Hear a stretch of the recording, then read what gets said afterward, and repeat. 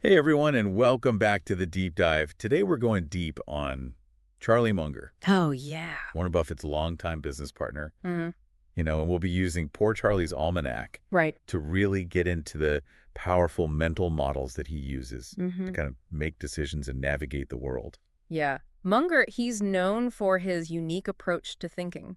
He Yeah. draws wisdom from all these different fields like psychology, history, even physics. Yeah, it's really fascinating. Yeah, and we're not just talking about finance here.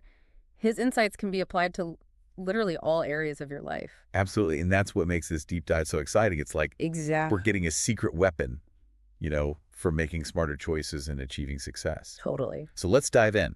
What is it about Munger's thinking that makes him so effective? Well, he really emphasizes building what he calls a lattice work of knowledge. Oh, So instead of just specializing in one area, he encourages us to learn from multiple disciplines and hmm connect the dots between them. mm. This way, you can see the bigger picture and you avoid getting stuck in one way of thinking.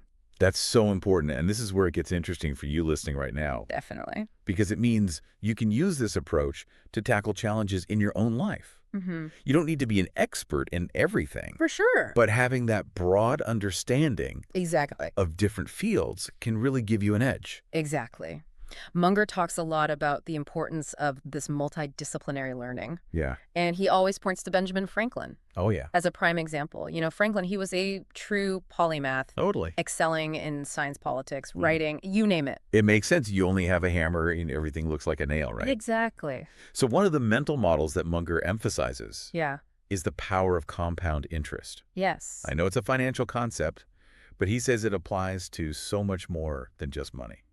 Absolutely. Compound interest is really about that snowball effect Right. of small, consistent actions over time. So imagine you read just one page of a book every day Okay. over a year. That adds up to a whole book. Yeah. And the knowledge you gain it compounds, Wow. helping you to understand even more complex ideas later on. Okay. So I'm starting to see how this works beyond just investments. For sure. It's not just about making a big effort all at once, Right. but it's about consistently making small steps in the right direction. Precisely. And just like with financial investments, patience is key. Yeah. You might not see huge results right away, but over time, Mhm. those small efforts lead to massive gains in knowledge, skills, even relationships. Okay. So Munger also uses a great analogy from Yes. the world of baseball to illustrate this. Yes. It's the story of Ted Williams Oh, yeah. and his 77-cell strike zone. Right. Can you explain that one? Of course. So Ted Williams, he was one of the greatest hitters in baseball history, sure. and he had this very unique approach to batting. Okay. He divided the strike zone into 77 cells and would only swing at pitches in his sweet spot, Yeah. the areas where he had the highest chance of hitting a home run. So he was being really selective Yeah, instead of just swinging at everything that came his way. exactly. He was willing to let some pitches go by even risk striking out to wait for that perfect opportunity. And this is a powerful lesson for us. Absolutely. Think about your own, investment decisions Yes. or career choices. Mm-hmm. Are you swinging at every pitch or are you waiting Yeah, are you being selective? for those high probability opportunities where you have a real edge? Yeah, that's the key. Okay, this is a game changer for me because it means being strategic, Right. focusing on those areas where Mhm. I have the greatest chance of success. And that brings us to another important mental model, Okay. the circle of competence. Okay. Munger stresses knowing what you know, Yeah. and just as importantly, what you don't know. Right. You should focus on areas where you have a genuine advantage Yeah. and avoid venturing into territory where you lack expertise. So how can someone actually go about identifying their strengths and weaknesses? That's a great question. Do you have any tips on that? Yeah, I find it helpful to look at the tasks you enjoy and excel. Okay. What skills do those require? Mm-hmm. Conversely, what tasks do you dread or struggle with? Right. This can give you clues about your natural strengths Yeah. and areas where you might need to improve. Okay.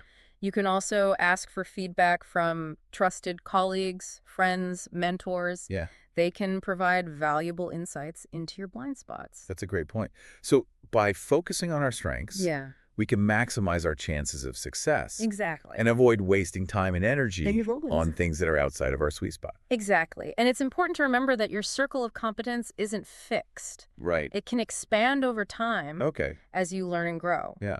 The key is to be honest with yourself about your current capabilities and constantly seek to improve. Okay, so far, we've got the lattice work of knowledge, Yeah. compound interest, Right. Ted Williams' strike zone, Mm-hmm. and the circle of competence. Mm-hmm. These are all incredibly powerful concepts They are. that can be applied to so many areas of life. They all point to the importance of being a lifelong learner. Yeah. Munger himself, he's constantly reading, Yeah. exploring new ideas. Right. He believes that the more you learn, Yeah. the better equipped you'll be to make sound decisions Makes sense. and navigate a complex world. Speaking of learning, what other mental models does Munger use to understand the world? Well, one of his favorites is the power of incentives. Okay. He has this great quote where he says, "Never ever think about something else when you should be thinking about the power of incentives." Okay, that sounds pretty important. What does he mean by that? Well, he believes that understanding incentives is really crucial Okay. for understanding why people behave the way they do, Right. Incentives drive our actions whether we're conscious of them or not. So if you want to change someone's behavior, you need to change the incentives. Exactly. Okay, that makes sense. Yeah. But how can I use this knowledge to my advantage? It's not just about motivating others. Okay. It's also about understanding your own motivations. Right. So before you take on a new project or make a big decision, Yeah. ask yourself, what are the incentives driving this? Oh. Are they aligned with my goals and values, or am I being swayed by something that's not in my best interest? That's a really helpful way to look at it. Yeah. It's like taking a step back Ah. and examining the forces that are shaping my choices. Totally. Now, I find that Munger also talks a lot about the dangers of social proof. Oh, yeah. And it's something we all experience, but maybe not always aware of its influence. Social proof is that tendency to look to others for guidance on how to behave. Right. Especially in unfamiliar situations. Yeah. You think, well, if everyone else is doing it, it must be the right thing to do. I can definitely relate to that. It's so easy to get caught up in what everyone else is doing, especially in today's world with social media. Absolutely. Constantly bombarding us with information and opinions. Exactly. While social proof can be helpful in some cases, it can also lead us astray. Okay. Think about things like fashion trends, investment bubbles, even political movements. Oh, yeah. People get caught up in a herd mentality Right. without stopping to think critically. So how can we avoid falling into that trap? That's the big question. Like, how do we know when we're being influenced by social proof, and how can we resist it? Awareness is the first step. Okay. Recognize that this tendency exists Right. and that you're not immune to it. Uh-huh. When you feel yourself being swayed by the crowd, step back and ask yourself, is this really what I want? Or am I just following the herd? Am I making this decision because it's truly the best choice for me, or am I simply trying to fit in? So it's about being more mindful of our decisions and That's asking right. ourselves why we're doing what we're doing. Yeah. Are we letting others dictate our choices, or are we making choices Exactly. that align with our own values and goals? Precisely. And this ties into another mental model that Munger emphasizes, Okay. what he calls the availability misweighing tendency. Okay. Essentially, this means that our brains tend to overemphasize information Okay. that is easily available or memorable, Right. even if it's not the most accurate or relevant information. I think I do this all the time. Right. Like if I see a news story about a plane crash, Uh-huh. I suddenly feel like flying is incredibly dangerous, Right. even though statistically it's much safer than driving. Exactly. Our brains are wired to latch onto vivid emotional information, Wow. which can lead us to make irrational decisions. That's so interesting. So how can we counteract this tendency? Well, one strategy that Munger recommends is using checklists. Okay. By forcing ourselves to systematically consider all the relevant factors, not just the ones that easily come to mind, we can make more objective and informed decisions. I love that idea. Checklists can help us avoid Yeah. making decisions based on, fear or emotion. Totally. Like having a system in place to help us stay rational and focused on the facts. Right. Another technique that Munger advocates for is inversion. Okay. This involves thinking backward, flipping the problem on its head. Yeah. Instead of asking, how can I achieve this goal? Yeah. Ask, what would cause me to fail? I find that really intriguing Yeah. because it forces you to think about potential problems and obstacles Yes. before they even arise. Right. It's like anticipating challenges and being prepared for them. Exactly. It's a powerful way to clarify your thinking Yeah. and develop a more robust plan of action. Okay, so we've covered a lot of ground here with these mental models, compound interest, Yeah. circle of competence incentives, Uh-huh. social proof, the availability misweighing tendency inversion. Right. What else can we learn from Munger's approach to life and decision-making? One of the biggest takeaways, I think, is the importance of multidisciplinarity. Okay. Munger draws wisdom from a wide range of disciplines, Yeah. not just finance. Yeah. He believes that by understanding history, psychology, science, Yeah. and other fields, we can gain a richer understanding of the world Okay. and make better decisions in all aspects of our lives. That makes perfect sense. The world is a complex place, It is. and we need a diverse set of tools to navigate it effectively. We do. It's not just about being a better investor. Yeah. It's about becoming a better thinker, Yeah. a better decision maker, a better human. Exactly. And I think it's important to remember that Munger isn't just a brilliant thinker. Right. He's also a man of strong values. I'd love to hear more about that. What are some of the personal qualities that have contributed to his success? Well, for one, he's a strong advocate for ethical behavior. Okay. He believes that integrity is crucial, Right. not just in business, but in all aspects of life. He believes that integrity is crucial not just in business, but in every facet of life. Yeah. There's a great story about him. Okay. Paying more than necessary in a business deal, Wow. simply because it was the right thing to do. That's Yeah. really walking the walk. It's so easy to compromise, and you think no one is looking. But Right. Munger shows that true integrity means doing the right thing, Yeah. even when it's tough or inconvenient. Exactly. And this commitment to ethics is reflected in his investment philosophy as well. Yeah. He and Warren Buffett are known for their long-term approach, Right. an emphasis on ethical business practices at Berkshire Hathaway. It seems like he's not just about making money, but making it the right way. Yeah, That's a powerful lesson for all of us, no matter what field we're in. absolutely.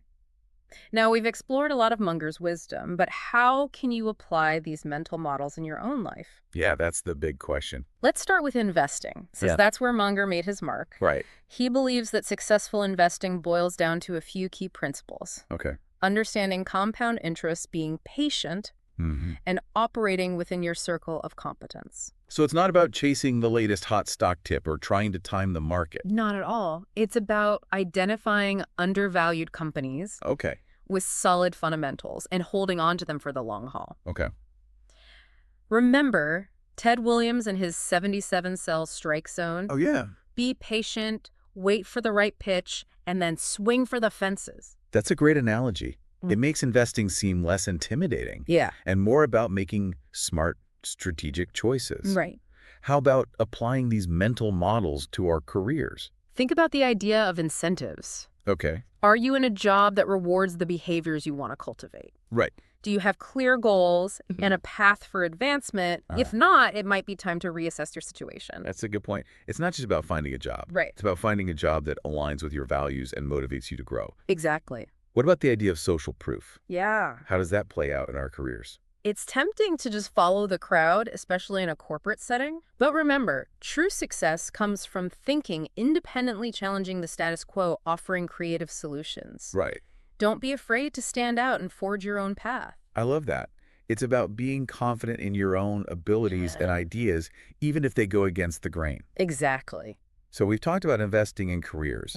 How can these mental models help us with personal growth Yeah. and becoming well-rounded individuals? Think about Munger's emphasis on continuous learning Right. and drawing from multiple disciplines. Read widely, explore different fields. Yeah. Stay curious. Love it. And remember the principle of inversion. When facing a challenge, ask yourself, what would cause me to fail? Yeah. This can help you identify and overcome your weaknesses. It's all about expanding your knowledge, challenging your assumptions, Yes. and striving for continuous improvement. Yeah, Munger's approach is so empowering. it is. It's like he's giving us a roadmap for living a more fulfilling and successful life. That's exactly what he's doing. It's awesome. And here's a final thought to ponder, inspired by Munger's multidisciplinary approach. Okay. What's one area outside your usual expertise that you could explore to broaden your mental model toolkit?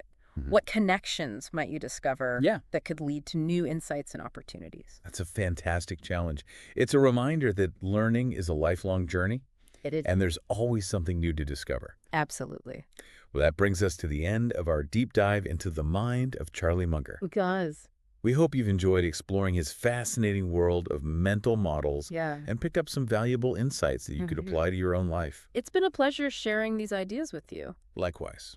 Remember, even if you don't agree with everything Munger says, Right. there are valuable lessons to be learned from his way of thinking. Absolutely.